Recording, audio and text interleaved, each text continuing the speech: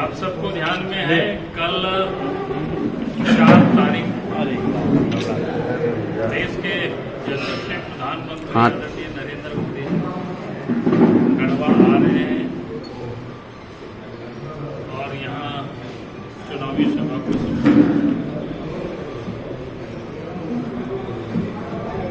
आज तो हम सब एक बार थोड़ी सी पहुँच करके ले लीजिएगा। ठीक है। तो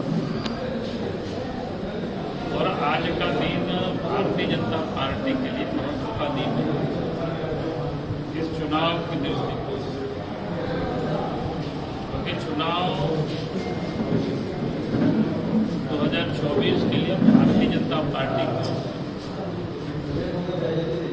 जो एक संकल्प पत्र का लोकार्पण करना था उसकी आज घोषणा करने तो देश के आदरणीय गृह मंत्री श्री अमित शाह जी की आज उसका लोकार्पण भी हुआ और संकल्प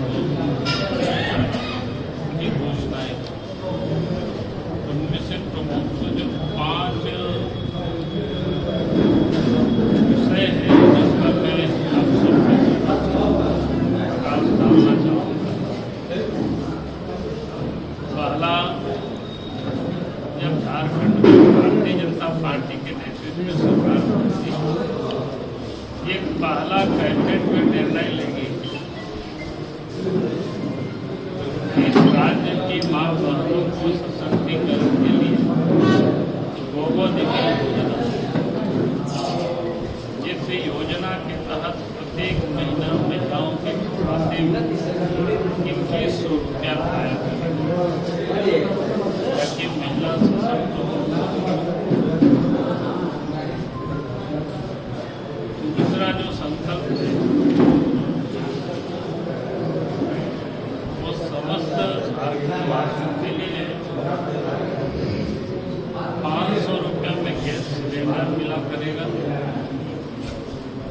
और साल में 2 गैस सिलेंडर मुफ्त में मिला। ये कोई पर्व के अवसर पर मिलेगा। तीसरा जो संकल्प है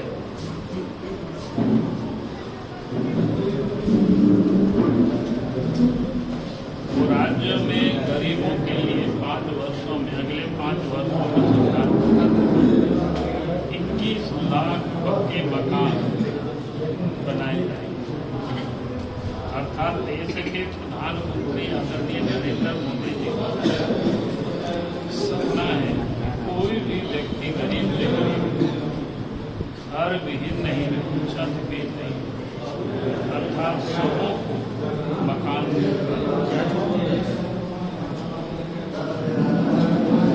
चौथा, नौजवानों के लिए संकल्प है इस प्रदेश के अंदर में 2,87,500 सरकारी पोस्ट वैकेंट पड़ा हुआ और प्रत्येक साल नौकरी के लिए झारखंड के बच्चे झारखंड में ही धक्के खाते हैं और पिछले दिनों में देखा कि भादों की उम्र की गर्मी में रात भर जग करके सवेरे दौड़े और 21 बच्चों की मौत। सरकार में कोई संवेदना ही नहीं। जहाँ हेमंत सोरेन अपने बाबूजी का कसम खाया था कि 5 लाख नौकरी और नहीं तो राजनीति से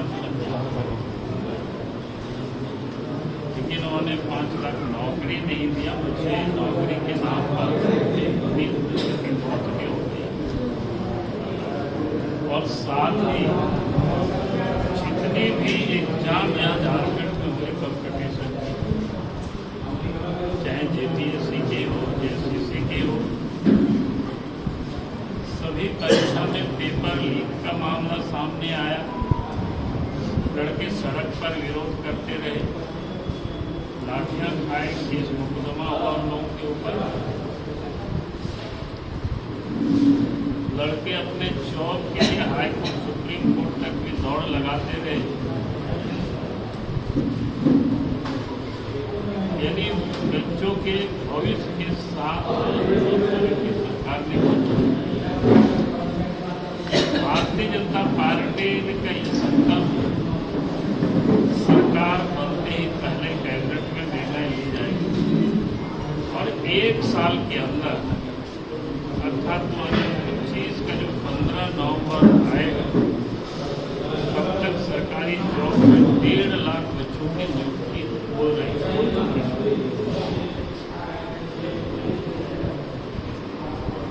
और फिर अगले 5 वर्षों में शेष सीटें में भरी जाएगी और 5 लाख निजी क्षेत्रों में भी रोजगार के अवसर सृजित किया।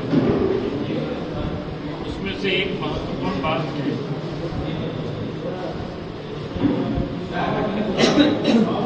कि सरकार बनते ही ये जो जितनी भी कंपटीशन एग्जाम होता है नौकरी के लिए उसका कैलेंडर भी प्रकाशित किया जाए ताकि बच्चों को ये पता होना चाहिए कब एग्जाम होना है और कब उसका परिणाम आएगा और कब उन लोगों को अपॉइंटमेंट लेटर मिलेगा। ये पूर्व में ही निर्धारित होकर के इसकी कैलेंडर जारी कर दी जाए ताकि बच्चे मस्ती से अपनी पढ़ लिख सकें। और अंतिम जो 5वां जो संकल्प वो भी नौजवानों से ही जुड़ा हुआ, खास करके बच्चे जब BA और MA पास करके रोजगार की तलाश में इधर उधर भटकते हैं तो माँ बाप से उनको एक बोझ की तरह होती है। तो इसलिए पार्टी ने ये संकल्प किया है कि सरकार बनते ही ये भी लागू की जाए और प्रत्येक महीना 2 वर्षों तक ऐसे बच्चों के लिए 2000 रुपया प्रति माह भत्ता दिया जाए। यानी ये महत्वपूर्ण 5 ऐसी संकल्प है और एक समस्त झारखंड के लिए बड़ा चैलेंज और चुनौती है वो डेमोग्राफी को लेकर। झारखंड में जो जनसंख्या की जो डेमोग्राफी जिस प्रकार से बदला है उसमें से सबसे अधिक प्रभावित होते तो आदिवासी समाज के लोग। संपूर्ण झारखंड में 2051 से 2011 तक सेंसस हुआ है। लगातार आदिवासियों की आबादी में गिरावट आई है और 2011 में जो आबादी थी उसमें से 10% की गिरावट आई। तो ये बड़ा चिंता का विषय है। अगर आप संथाल परगना को एक प्रमंडल को देखते हैं पाठ तो वहाँ पर 16% की गिरावट है। इसलिए हम लोग लगातार सरकार से कोर्ट ने भी कहा था कि भाई कमेटी बना करके जांच करें, लेकिन हेमंत सोरेन ने कमेटी बनाने के बदले कि झारखंड में कोई घुसपैठ नहीं हुआ है तो सुप्रीम कोर्ट में भी चले गए कि जांच नहीं।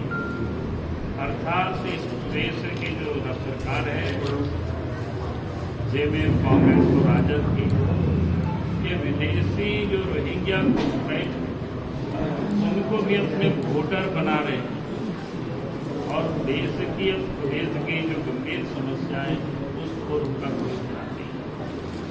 तो इसलिए पार्टी ने कहा कि सरकार बनते ही ये भी संकल्प कि हम उन बांग्लादेश से रोहिंग्या मुसलमान जो घुसपैठ किया है उनकी पहचान किया जाएगा और उनको झारखंड से बाहर रिपोर्ट किया जाएगा। तो ये मैंने महत्वपूर्ण विषय आप सबके समझ रखा है। बाकी अनेक घोषणा में बहुत सारी चीजें हैं लेकिन मैंने बुलेट पॉइंट जिसको बोलते प्रमुख घोषणा है या संकल्प है कमिटमेंट है वो आपसे समझ। सर आपके प्रदेश उपाध्यक्ष आज दूसरे पार्टी में शामिल हो गए। अब ऐसा होते रहता है चुनाव के समय हमारे पार्टी में भी आते रहते हैं।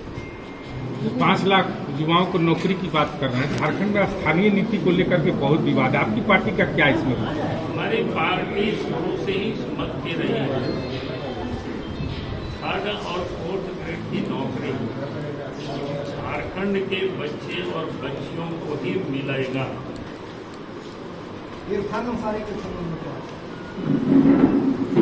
ये कांग्रेस पार्टी के चरित्र वो बताता है कि उन लोगों के सामने महिलाओं की क्या इज्जत है। वो एक सारे जी के मुख से सिर्फ निकल रहा है, लेकिन ये वो कांग्रेस पार्टी के क्या देखा कि उन्होंने जिस प्रकार से सीता सोरेन के बारे में अभद्र टिप्पणी की, उसके बाद भी ना तो हेमंत सोरेन ना कोई कांग्रेस के नेता माफी मांगना तो दूर है कि उनको भी नहीं बोला गया। इनसे आप समझ सकते हैं पार्टी की क्या इरादा है, क्या मानसिकता है। यूसीसी झारखंड में लागू होगा आपकी सरकार? बिल्कुल, आज गृह मंत्री जी ने कहा है झारखंड में बीजेपी के नेतृत्व में सरकार बनेगी, यूसीसी लागू होगा, उससे आदिवासी समाज को अलग बाहर रखेगा। लेकिन मुख्यमंत्री भी आज यहाँ मौजूद थे, उन्होंने साफ तौर पे कहा कि यूसीसी लागू नहीं होगा, अगर आप में ताकत है तो लागू करके दिखाइए। यहाँ गढ़वा में मुख्यमंत्री ने कहा। अरे हमने कहा कि सरकार बनेगी तो हम लोग लागू करके दिखा देंगे, और हमने कहा कि आदिवासी उससे बाहर रहे। बाबूलाल जी, एक बात अभी पूरे चुनाव में देखने को मिल रही है कि एक रहोगे तो सेफ रहोगे, बटोगे तो कटोगे। दोनों ही गठबंधन कह रहा। आप कह रहे हैं धर्म के नाम पे बटोगे तब कटोगे, वो कह रहे हैं जाति के नाम पे बटोगे तो कटोगे। तो इधर पब्लिक देखे। इसी में एक और ऐड कर रहा हूँ सर, एक इसी में ऐड कर देते हैं। और एक और भी आरोप है कि आप लोग हिंदू मुसलमान ही कर रहे हैं, और अभी प्रधानमंत्री जी भी आएंगे, वो भी यही करेंगे। देखिए, हम लोग तो आज से नहीं, बचपन से मैंने यही सीखा है कि हमारा देश क्यों गुलाम चंद घुड़सवारों को लेकर के आए और हमारा देश को गुलाम बने। उसका एकमात्र कारण है भारतवर्ष में जो हिंदू समाज से आपस में बटे हुए हैं। और नहीं तो बाबर आए, तैमूरलंग आए, चंगेज खां आए और भारत को लूट करके चले गए और भारतवर्ष में हजारों वर्षों तक राज्य किया। ये संभव कभी हो नहीं सकता। इसीलिए ये संभव हुआ क्योंकि हम आपस में बटे हुए थे। और आज भी इसी बात को हम कहते हैं कि भाई अगर हम बांटेंगे तो लोग हमें लूटेंगे भी, लोग हमें काटेंगे भी। और इसलिए हमें बांटना नहीं है जाति के नाम पर, हमें बांटना नहीं है मजहब के नाम पर। भारतवर्ष तो विविधताओं से भरा हुआ है। एक घर में कोई हनुमान जी को पूजा करते हैं, कोई राम जी को पूजा करते हैं, कोई कृष्ण को पूजा करते हैं, कोई काली की पूजा करते हैं, कोई शैव भी है, कोई वैष्णव भी है। इसलिए अपने यहाँ कहाँ संघर्ष है। लेकिन अगर हम मजहब के नाम पर बटे रहेंगे तो फिर काटे भी जाएंगे और लूटे भी जाएंगे, जो 1000 वर्षों के इतिहास यही बताता है। और इसीलिए हम कहते हैं कि भाई देखो, ये बांटो नहीं, आपस में लड़ो नहीं, हम एक होकर के रहेंगे, मिल करके रहेंगे। और जो लोग इस प्रकार की बातें क्या करते हैं, वो तो आज तक मजहब के नाम पर लोगों के वोट को लेते रहे हैं, उसमें कहीं संकोच नहीं करते हैं। हमने तो सिर्फ इस देश की एकता और अखंडता को बनाए रखने के लिए, ताकि देश में लोकतंत्र बनी रहे, इसके लिए हम बार बार इस बात को कहते हैं कि भाई समाज आपस में बटे नहीं। झारखंड में अब तक कितना सीट आ गया? झारखंड में क्या आपका दावा है? देखिए, पिछले लोकसभा के चुनाव में अभी तभी हुआ है, 51 सीटों पर एनडीए गठबंधन ने लीड किया था। इस बार की तैयारी है 51+ सीटें भारतीय जनता पार्टी और एनडीए गठबंधन को। सर, मिथिलेश ठाकुर कह रहे हैं कि भाजपा बिल्कुल डर चुकी है, इसीलिए प्रधानमंत्री को गढ़वा में ले आई, क्योंकि मैंने इतना विकास का काम किया है कि प्रधानमंत्री के बगैर काम चलता ही नहीं। और इस बात को खुशी भी। देखो भाई, हर पार्टी के नेता आते हैं, और हम सब लोग कोशिश करते हैं कि नई नई जगहों पर हमारे प्रधानमंत्री भी जाए। पिछले बार चुनाव हुआ भी लोकसभा में, वहाँ आए थे, डाल्टनगंज आए थे। तो थोड़े हम लोग कोशिश करते हैं कि जगह बदल जाता है तो थोड़ा सा लोगों को भी उस आसपास के लोग और निकट से देश के प्रधानमंत्री को देख पाएंगे, जान पाएंगे, सुन पाएंगे। तो ये अब उनको परेशानी हो रहा है कि भाई पीएम हो रहा है तो क्या होगा, अब इसके क्या इलाज है। पलामू प्रमंडल में कितने सीट का अनुमान? देखो, मैं सीटों के बारे में मैं कह सकता हूँ, पलामू में तो पहले भी हमारे पास 6 सीटें थी, 9 तीन सीट बचा हुआ था। इस बार हम चाहेंगे कि भाई 9 की 9 सीटें गठबंधन को, गढ़वा भारतीय जनता पार्टी जीते। सर यहाँ कुछ लोग नाराज चल रहे हैं। अब वो होता है, फिर सब लोग हम लोग ठीक कर लेंगे। जब चुनाव में गाजा बाजा बजने लगता है ना तो सब फिर बाहर निकल आते हैं।